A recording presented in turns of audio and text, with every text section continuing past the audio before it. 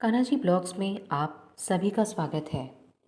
आज मैं एक बहुत ही महत्वपूर्ण टॉपिक पे बात करूंगी जिसके बारे में लोग बात करने से भी डरते हैं। जी हाँ, वो है सुसाइड। आज मेरी एक फ्रेंड ने मुझे बताया कि वो अपनी लाइफ में बहुत डिस्टर्ब्ड है और जीना नहीं चाहती, अपनी लाइफ को एंड करना चाहती है। तब मैंने उसे कुछ बातें बताई।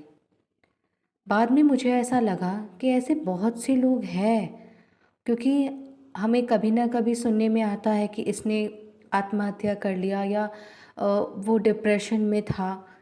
तो इसके बारे में अब हाई टाइम है कि हम खुलकर बात करें। यह बातें वही कह सकता है जिसने एक दौर में खुद को भी उसी तरीके से जिया हो। जी हाँ, जब लोग अपने अचीवमेंट्स के बारे में बताने से नहीं डरते तो अपनी गलतियां स्वीकार करने में कैसी शर्म। मैंने भी एक बार यह गलती अपने लाइफ में की थी। तब मुझे ज्ञान नहीं था, अज्ञानता से भरी हुई थी मैं। मुझे नहीं पता था कि ये एक टेम्पररी सिचुएशन है जो सर्वदा नहीं रहेगी मेरे साथ, क्योंकि शरीर के लिए ही हम हर कुछ करते हैं। जो हमें खुशी देती है, जो हमारे शरीर को खुशी देती है, क्योंकि हम जो भी कर रहे हैं इस बॉडी के लिए कर रहे हैं। अगर पैसा कमा रहे हैं बॉडी के लिए, अगर कंफर्ट्स और लग्जरीज ला रहे हैं घर में तो अपनी बॉडी के लिए। बट जो चीज़ हमेशा हमारे साथ रहने वाली है, हमारी आत्मा जो अजर और अमर है, ये कभी भी नहीं जलने वाली। श्री कृष्ण ने खुद अर्जुन को बताया है महाभारत में कि शरीर कभी नष्ट हो जाएगी लेकिन आत्मा कभी भी नष्ट नहीं हो सकती। इसे ना आग जला सकती है, ना इसे पानी ख़त्म कर सकती है। तो हमें ये समझना चाहिए कि आज हमें जो सिचुएशन परेशान कर रही है वो हमेशा नहीं रहने वाली। फिर हम टेम्परेरी सिचुएशन के लिए अपने माता पिता के प्यार को, भाई बहन के दुलार को सब भूलकर अपनी जान देने के बारे में कैसे सोच सकते हैं। The reason people commit suicide is because they believe dying will take them to better state than their current state. The only time they realize the eternal truth when they have left their body. And पश्चाताप के अलावा और कुछ नहीं होता है उस समय। These are all temporary situations and not permanent. Committing suicide will take you to a much worse state because that is a permanent loss. Think of being paralyzed physically but awake mentally. You will still have all desires but not able to fulfill them. You desperately want a body, but since you took your life abruptly into your own hands, the body you want will never be given to you because you have disrespected it. मैं lucky थी कि मैं बच गई, but इसके पीछे भी कोई वजह होगी, ये मैं हमेशा सोचती थी। लेकिन जब मैंने इस्कॉन द्वारका के एचजी अमला प्रभु जी का भागवत कथा प्रवचन मैंने सुना तो मुझे इसका आंसर मिला। वो कहते हैं कि जीवन के 6 चीज़ डिस्टाइंड है, यानी जिसका समय निर्धारित है। वो है जीवन, मृत्यु, सुख, दुख, यश और अपयश। लेकिन सुसाइड अपनी फ्री विल पे डिपेंड करता है। ईश्वर इसके लिए परमिशन नहीं देते हैं। ये प्राकृतिक नहीं है। इसकी वजह से इसके परिणाम भी बहुत दर्दनाक होते हैं, क्योंकि जब आप कोई गुनाह करते हैं और आपको जेल होती है और उस समय आप जेल से भागने की तमाम कोशिश करते हैं तो आप और भी कठिन पनिशमेंट को प्राप्त करते हैं, क्योंकि आप गलत पर गलत करते रह जाते हैं। ठीक उसी तरह से जब ईश्वर हमें इस दुनिया में वापस भेजता है अपने पहले जन्म के चीज़ों को भुगतने के लिए, तो और भी बुरा करके हम सिर्फ भगवान के और भी दंड का ही भागी बनते हैं। कई बार जीवन में पुण्य संस्कार या अच्छे संचित कर्मों के वजह से कुछ लोग आत्महत्या करके भी बच जाते हैं, क्योंकि ईश्वर उनको एक और मौका देना चाहता है। लेकिन कई बार और दुर्गति भोगना लिखा हो तो मनुष्य आत्महत्या से मरने के बाद ना तो स्वर्ग जाता है ना ही नर्क, केवल अधोगति को ही प्राप्त करता है। हिंदू धर्म के 18 पुराणों में से एक है गरुड़ पुराण। इस पुराण में भगवान विष्णु ने अपने वाहन गरुड़ जी को जीवन मृत्यु का रहस्य बताया है। आत्महत्या किसी भी तरह से मोक्ष नहीं दिला सकती। विष्णु पुराण में श्री कृष्ण ने मोक्ष प्राप्ति के लिए साधना करने का ज्ञान दिया है, न कि आत्मघात का। इसीलिए ध्यान के लिए समय निकालिए, आस्तिक बनिए, ईश्वर को सर्वशक्तिमान जानिए और आने वाले दुखों को अपने द्वारा निर्मित समझकर अपने द्वारा ही उसका समाधान कीजिए। गरुड़ पुराण धर्मखंड अध्याय 4 में श्री कृष्ण ने एक बार गरुड़ जी से कहा, हे गरुड़ सुनो, मैं तुम्हें सर्प के माध्यम से मरने वालों के लिए मृत्यु के संस्कार के बारे में बताता हूँ। इसका जो रहस्य है वह मैं तुझे आज बताता हूँ। जो लोग आत्महत्या करते हैं या पेड़ से गिरकर मर जाते हैं या ऐसी दुर्घटना में जिनकी अकाल मृत्यु होती है, ये सभी मौतें बुरी मौत के रूप में जाना जाती है, जहाँ पिंडदान का कोई संस्कार नहीं किया जाता है। अगर गलती से भी ऐसा ही किया जाए तो यह सब करना व्यर्थ है, यह सब नष्ट हो जाता है। परंतु मृत्यु जो मर चुके हैं उनके कल्याण की कामना से तथा लोक की निंदा के भय से उसके पुत्र पौत्र या पिता को नारायण बलि करनी चाहिए। हे पक्षी, इससे मृतक के परिजनों की शुद्धि होती है। यह यमदेव द्वारा कहा गया है और कोई साधना नहीं है उसके मोक्ष के लिए।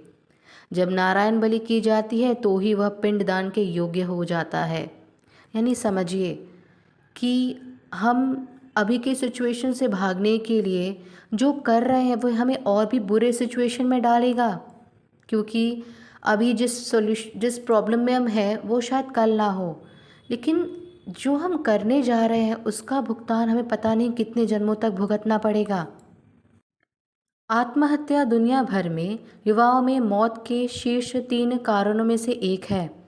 WHO के अनुसार हर साल लगभग 10 लाख लोग आत्महत्या से मरते हैं और 20 गुना अधिक लोग आत्महत्या के प्रयास करते हैं। हिंदू धर्म में मान्यता है कि आत्महत्या करने के बाद जो जीवन होता है वह इस जीवन से ज़्यादा कष्टकारी होता है। आत्मा अधूरेपन की भावना के साथ दर दर भटकती है, क्योंकि आत्महत्या से उसका जीवन चक्र अधूरा रह जाता है। व्यक्ति की आत्मा को जब नया शरीर मिलता है तब फिर से उन कर्मों को भोगना पड़ता है जिससे बचकर उसने आत्महत्या किया होता है। कर्मों से भागकर हम कहीं भी नहीं जा सकते हैं। जो भी कर्म फल है उसको तो भोगना ही पड़ता है। आत्महत्या करने से कर्मों से मुक्ति नहीं मिलती है, बल्कि और भी कष्ट भोगना पड़ता है। धार्मिक मान्यताएं हैं कि जो व्यक्ति आत्महत्या करता है उसकी आत्मा ना तो स्वर्ग जा सकती है, ना नरक, और ना ही वापस अपने खोए हुए जीवन में आ सकती है। ऐसे में वह आत्मा अधर में लटक जाती है और अंधकार में भटकते हुए छटपटाहट भरा जीवन जीती है, तब तक जब तक कि उसकी असली उम्र पूरी नहीं हो जाती। अतृप्त आत्माएं बन जाती है पिशाच। गरुड़ पुराण के मुताबिक मरने के बाद आत्मा को 10 दिन से लेकर 40 दिन के बीच में शरीर मिल जाता है, लेकिन सुसाइड करना या किसी दुर्घटना में मरे गए व्यक्ति की आत्मा को तब तक दूसरा शरीर नहीं मिलता जब तक कि उसकी तय आयु पूरी ना हो जाए। साथ ही किसी अधूरी इच्छा या डिप्रेशन के कारण अप्राकृतिक मौत पाने वाले व्यक्ति की आत्मा अतृप्त या अशांत रहती है। ऐसी आत्माएं भूत प्रेत या पिशाच बनकर भटकती रहती है। इन्हें श्राद्ध तर्पण आदि अनुसंधानों से भी जल्दी मुक्ति नहीं मिलती। इसलिए आत्महत्या को सबसे ज़्यादा दंडकारी निंदनीय काम माना गया है। आत्महत्या करने वाले व्यक्ति अपनी सभी ज़रूरतों की पूर्ति की तलाश में अंधेरे में यात्रा करती है, जैसे कि भूख, प्यास, काम, सुख, मोह, क्रोध, दोष, वासना और इसी तरह की बाकी सब चीज़ें, जब तक कि परमात्मा उसके अस्तित्व को निर्धारित नहीं कर दे। पुराणों के अनुसार जन्म और मृत्यु प्रकृति के द्वारा चलाए जाने वाला चक्र है, जिसे प्रकृति मनुष्य के कर्मों के आधार पर निर्धारित करती है। ऐसे में अगर किसी व्यक्ति की आयु 80 साल निर्धारित की गई है और वह 30 साल की उम्र में ही आत्महत्या कर ले, तो उसकी आत्मा को 50 वर्षों तक भटकना पड़ता है। उसे मुक्ति नहीं मिलती है जब तक उसकी निर्धारित आयु पूरी नहीं हो जाती। हिंदू धर्म की मान्यताओं के अनुसार आत्महत्या के बाद आत्मा को भूत प्रेत पिशाच जैसी कई योनियों में भटकते रहना पड़ता है। यानी आत्महत्या से पहले व्यक्ति की कोई इच्छा अगर अधूरी रह गई हो तो उसकी पूर्ति के लिए उसे फिर से जन्म लेना होता है। इस बीच में आत्मा को कई प्रकार के नरक से गुजरना पड़ता है। आत्महत्या से भी पीछा नहीं छोड़ती समस्याएं। धर्म ग्रंथों के अनुसार जिन समस्याओं से छुटकारा पाने के लिए व्यक्ति आत्महत्या करता है, उनका हल उसे जिंदा रहने पर तो मिल भी जाए, लेकिन आत्महत्या करके उसके कष्टपूर्ण जीवन की शुरुआत हो जाती है। इन्हें बार बार ईश्वर के बनाए नियम को तोड़ने का दंड भोगना पड़ता है। वैदिक ग्रंथों में आत्महत्या करने वाले व्यक्ति के लिए एक श्लोक लिखा गया है जो इस प्रकार है।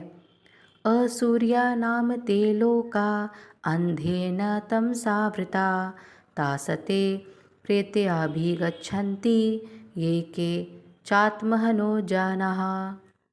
इसका अर्थ है कि आत्महत्या करने वाले मनुष्य अज्ञान और अंधकार से भरे सूर्य के प्रकाश से हीन असूर्य नामक लोक को जाते हैं। आत्महत्या के दंड के बारे में गरुड़ पुराण में बताया गया है कि ऐसे लोगों की आत्मा को घोर यातनाओं से गुजरना पड़ता है। ये ऐसे लोक में जाते हैं जहाँ न रोशनी होती है न जल। आत्मा जल के लिए तड़पती रहती है और अपने किए कर्मों को याद करके रोती रहती है। मैं यहाँ आत्महत्या पर श्री राम कृष्ण का एक उदाहरण जो उन्होंने दिया है वो आप सभी से शेयर कर रही हूँ। आत्महत्या, वो कहते हैं कि आत्महत्या निस्संदेह एक जघन्य पाप है। एक आदमी जो खुद को मारता है उसे बार बार इस दुनिया में लौटना पड़ता है और इसकी पीड़ा झेलनी पड़ती है। लेकिन अगर कोई व्यक्ति भगवान के दर्शन करके शरीर छोड़ दे तो मैं उसे आत्महत्या नहीं मानता। इस प्रकार शरीर त्यागने में कोई बुराई नहीं है। ज्ञान प्राप्त करने के बाद कुछ लोग अपना शरीर त्याग देते हैं, क्योंकि सोने की मूर्ति को मिट्टी के सांचे में ढालने के बाद आप या तो सांचे को बचा सकते हैं या उसे तोड़ सकते हैं। लेकिन ऐसी मौत केवल धर्मपुरुष के लिए ही निर्धारित है। आम जीवन में लोगों को कभी भी अपने ईश्वर के द्वारा मिली हुई इस अतुल्य, इस इम्पॉर्टेंट लाइफ को कभी भी वेस्ट नहीं करना चाहिए। मैं आपसे बार बार कहूँगी, यकीन मानिए, अभी जो भी प्रॉब्लम्स है लाइफ में, जो भी टेंशन है, जो भी चीज़ आपको तकलीफ़ दे रही है, वो टेम्पोररी है, परमानेंट नहीं है। हो सकता है 10 साल बाद आप इसको याद करके हंसें और आप रिपेंट करें, लेकिन आप इनफ लकी नहीं हो सकते। हो सकता है इसको रियलाइज़ करने में आपका जीवन ही चला जाए। अभी आप फिर भी उससे लड़कर उस प्रॉब्लम को सॉल्व कर सकते हैं, लेकिन जब जीवन ही नहीं रहेगा तो आप कैसे कुछ कर पाएंगे। हमारी आत्मा को हमें बचाना है, हम उसे ऐसे ही वेस्ट नहीं कर सकते। माना कि हमारे बॉडी पर हमारा हक है, लेकिन इस शरीर पर भी उस परमात्मा का ही हक है, क्योंकि उसने ही हमें जन्म दिया है। इसीलिए कभी भी ऐसा विचार अगर आपके मन में आए तो प्लीज़ भगवद गीता का एक पेज भी पढ़ेंगे आप तो आपको समझ आएगा कि आप किस तरीके से अपने मन को बाकी चीज़ों में लगा सकते हैं। क्योंकि जब आपका मन किसी अच्छी चीज़ में इन्वॉल्व होगा, भगवान के बारे में नाम जाप करेगा, तो आप व्यर्थ की चिंता से दूर होंगे। और यकीन मानिए, ये सिर्फ बातें नहीं हैं, ये प्रैक्टिकल मैंने खुद अपनाया है अपने लाइफ में।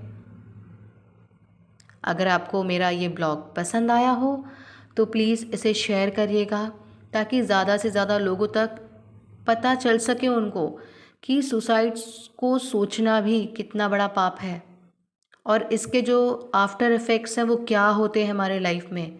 क्योंकि जब इंसान समझ पाएगा कि ये कितना गलत है तो वो कभी भी इसको करने के बारे में नहीं सोचेगा।